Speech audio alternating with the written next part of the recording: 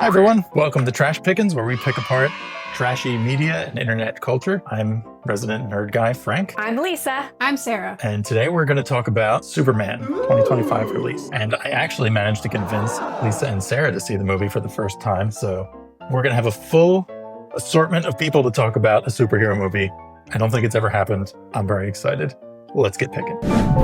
Today's review, Superman 2025. All right, first things first, let's just do a really quick recap, like 30 seconds of the movie. And I'm assuming you've seen the movie because you clicked on our video, but just in case you haven't, obviously, spoiler alerts, skip ahead if you don't want to know. In a modern world torn by political strife, much of it fueled by presidents and billionaires, Superman stands apart. Not loyal to any one nation, but to anyone in need. His interference with global disputes has earned him powerful enemies, including Lex Luthor. Luthor pours his wealth and technology into destroying Superman's reputation and life. From the Fortress of Solitude, Superman operates with his weird android allies and his loyal dog Krypto, which everyone loves, until one of Luthor's weird agents infiltrates it and uncovers a dangerous secret. Superman was actually sent to Earth in order to rule over it. So, using this revelation as blackmail, Luthor turns the public against him. Other superheroes like Hawkgirl, Green Lantern, and Mr. Terrific will join the fight eventually, but ultimately Luthor traps Superman in a weird pocket dimension, an alternate universe where he traps his enemies. However, being the altruist that he is, Superman is able to rally the other captives and they all break out and defeat Luthor together. And Krypto comes in clutch at the end, saving the day. Okay,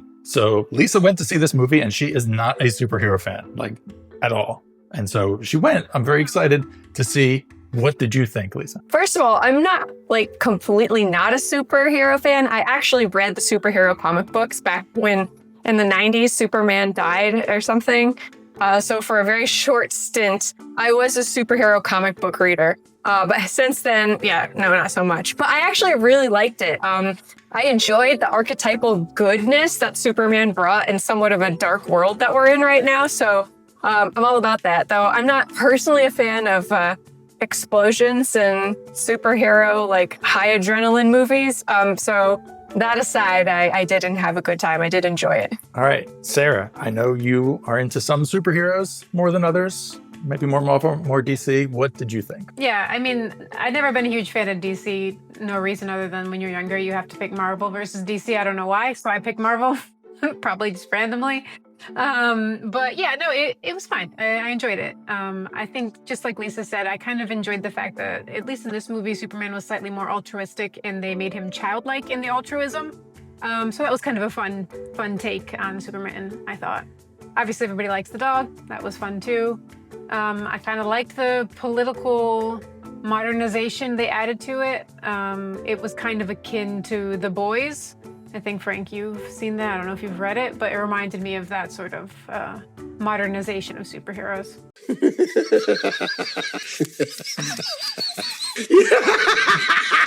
Okay, and I guess for me, I liked it, but I had no real expectations as to what it was going to be or if I was gonna like it. I have very neutral feelings towards DC after the whole Zack Snyder debacle and all that stuff, where it had that really dark tone and it was more like the Batman movies where it's like Superman's killing people and, crazy things are happening. So I kind of like this lighter edge to it that James Gunn went for. And it definitely felt like a James Gunn movie. If you guys have seen Guardians of the Galaxy, where it's ragtag band of misfits that are all very quirky individuals, but somehow come together. It felt a little bit like that with the Justice Gang and Superman. So I like that. I feel like a nice lighthearted take on the DC universe. I think we're due for that, so I'm excited. Frank, tell us a little bit about how this Superman movie is different or similar to other Superman movies in the past. I'd say it's pretty different from all of the other iterations that have come out. I mean, obviously there's the Christopher Reeve ones back before they had massive budgets and do all these special effects and everything. And I think for a lot of people, Christopher Reeve is still the iconic Superman. After that, there was the one with Brandon Routh that was kind of forgettable. And then there was the Zack Snyder ones with Henry Cavill. And he was great as Superman. I just think that the whole DC cinematic universe was just squandered and they kind of just torpedoed the whole thing and had to start over. So I think this one, it feels like they made Superman,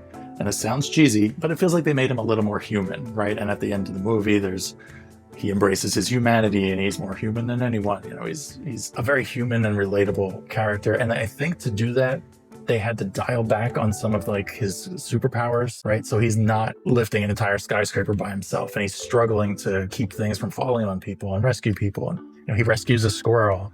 And I feel like that's more calling back to the Christopher Reeve version of Superman, where you had that very idealistic, moral character. And, you know, the Zack Snyder one was not, right? There was a big controversy because he snaps General Zod's neck, and it's like, oh my gosh, Superman can't kill somebody. You know, and that sets the tone for the whole cinematic universe, basically. And this one, I think, I could see Superman being like the moral compass of the Justice League when we get to that point, similar to how Captain America serves in that role for the Avengers. So I'm thinking it's going to work out a little better this time, and I think it's going to be more successful than the previous attempts at rebooting Superman. So one of the big changes in this movie that they did not do in any of the other Superman movies is the role of Krypto. And Krypto was such a hit. I don't know why he hasn't been in previous films, honestly. I guess it was too much on the budget, but I loved Krypto. What did you think? Krypto was my favorite character. I actually really enjoyed Krypto. I thought they did a really good job making a poorly behaved little dog. I really enjoyed that Krypto was like responsible for like critical plot points in the film too. So he wasn't just sort of this little sidekick, but he actually helped advance certain battles and brought some interest and had a little bit of foreshadowing, different elements of this character early on. So that made it fun as well. I did a little bit of research about this. Like, Krypto seems to be the highlight of this whole movie. Super popular online. I also discovered that it did a lot of good for actual dogs, which was really cool to find out. Apparently, the search interest, like on Google, when the movie was released, increased 500% for people looking to adopt dogs just because of this movie, which is really cool. And Warner Brothers and the Best Friends Animal Society, that's what it's called, partnered together, and they waived adoption fees at some of the Best Friends facilities, I think for like 10 days around when the movie came out, and they got like around 500 animals adopted because of that. I think it's really cool that they actually channeled everybody's love for pets into a good thing and got a lot of rescue dogs and animals saved. And then also too, just like a cool fact, the dog was based off of James Gunn's own dog, apparently. I love that it was a misbehaving dog portrayed in a major motion picture, and that's what got people interested in getting rescue dogs. So we need to talk about Jimmy Olsen. As a character, it was really cool to see him sort of play an important role in the plot. But Frank, tell us a little bit more about Jimmy Olsen from other films. Honestly, and this is like the honest, from having seen all the Superman movies, I honestly don't remember Jimmy Olsen's character in any of the other superhero movies. Bruh. Well, Sarah, go ahead. You have a lot more context for this. Well, I don't know much about Jimmy Olsen as a character, but I did look into like how are people reacting online, and apparently online there was a lot of articles written praising the film for their sort of revisioning of this character. And they liked how he was still kind of like a little dweeby, but apparently a lot of these articles felt that they gave him more autonomy, giving him an actual role in the plot. And I don't know, I saw the phrase Riz God come up multiple times surrounding this character. You know, it's like... Did either of you like feel like this was a very charismatic character in the movie? No, and I want to lay into him now, if that's okay. Superman's not going to come save him this time. Go ahead, please. Yeah, lay into him. Go for it. So, okay, the reason why I have issue with Jimmy Olsen is really only because of his relationship with Lex Luthor's girlfriend, Eve. So we know that he has a relationship with her. We don't really know who it is at first. It's like mutant toes in his phone. And then he goes to see her and he's just like, oh, she's insufferable. So it's supposed to paint him like he's some sort of like amazing, charismatic guy who can get like a sexy girl who would date Lex Luthor. But really what like is so irritating to me is how he treats her like trash the entire time. He rolls his eyes at her when really she's putting herself on the line, like by trying to like send him photographs and all of this important critical information to take down Lex Luthor. So while Eve is like basically looks stupid taking selfies, she's actually working to take down Lex Luthor at some level. And so the fact that he's so put off by her, he hates her, he makes fun of her toes, he rolls his eyes at her, he's so, in my mind, misogynistic and takes advantage of her.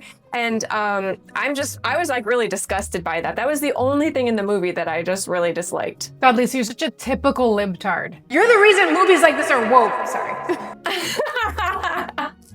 So I was actually, all the chatter online was about how woke the movie was, and I was surprised at the portrayal of Eve. At first I questioned how Jimmy Olsen and Lex Luthor ended up with the same woman at some point. Like, what circles would they possibly overlap in, I guess, that would happen. But aside from that stretch, I feel like Eve as the, bimbo girlfriend who happens to save the day by taking pictures and stuff really wasn't given the kind of drama to it that I would have liked. She's constantly made fun of through the movie and, made the butt of all the jokes. And it's like, I don't really... Am I supposed to feel pity for this character or empathy for her situation?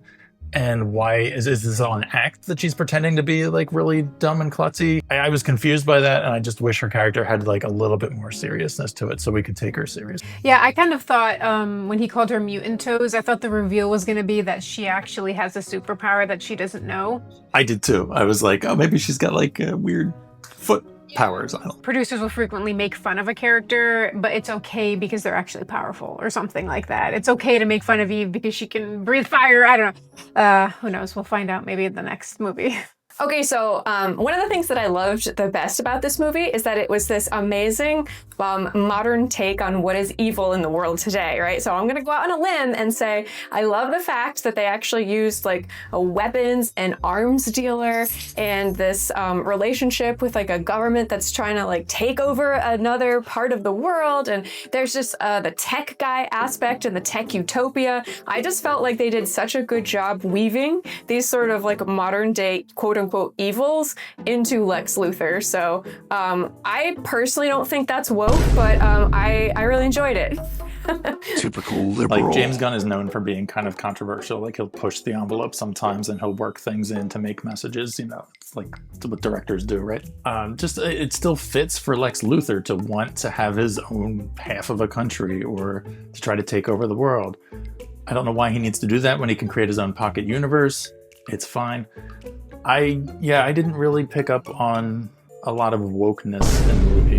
Another typical liberal. So, yeah. What about you, Sarah? Yeah, again, after doing a little bit of reading online, some of the articles and seeing what people were saying, the main reason this film got labeled as woke, I think, is because of Fox News. They did a segment on it and they wrote an article where they actually had a picture of the poster or something, and then they superimposed the word super woke over it. Not another typical liberal. Classic Fox News. It was primarily because they deemed the film pro-immigration. That was it. There obviously has been people who have made the comparison from Israel and Palestine, but James Gunn had said that this movie was written before that. It was not meant to be a reflection of that, although he understands why people were making that connection. There's an interesting quote from him. He was responding to the Fox article and everyone deeming this film as super woke. He said, quote, "I'm curious as to what in this movie is considered woke. Yeah, it's a story about immigration, but mostly it's a story about kindness, which it is. That's the center of the movie for me." I guess he feels similarly. Daddy Gun is a libtard too. No. I mean, I can see why people think it's political. Yeah, political, but not really woke. I mean, it's not like Superman suddenly became an immigrant. His entire backstory that's been done for decades is that he is a baby from another planet who gets raised in, the United States. So it's nothing new. It's not all of a sudden this is a woke immigration story. So it is such a stretch in my mind to have even made that story and promoted it as woke. And it reminds me of in the Pocket universe when they go by all of those rage-baiting chimpanzees just smashing on phones and keyboards. And I think that's really where that story came from, that this movie is woke at all. I love that. That was such a shot at the internet. I know. I can't believe they did that. I was like, oh shit, shots fired. It's like a South Park trick or something. I like it. So in closing, Superman's a good movie. why not? It's a good start to the cinematic universe. We're all kind of excited to see what new characters come in and what they're going to go from here. We're kind of thinking it's not really woke, but it is political. It has some political elements. Krypto was great.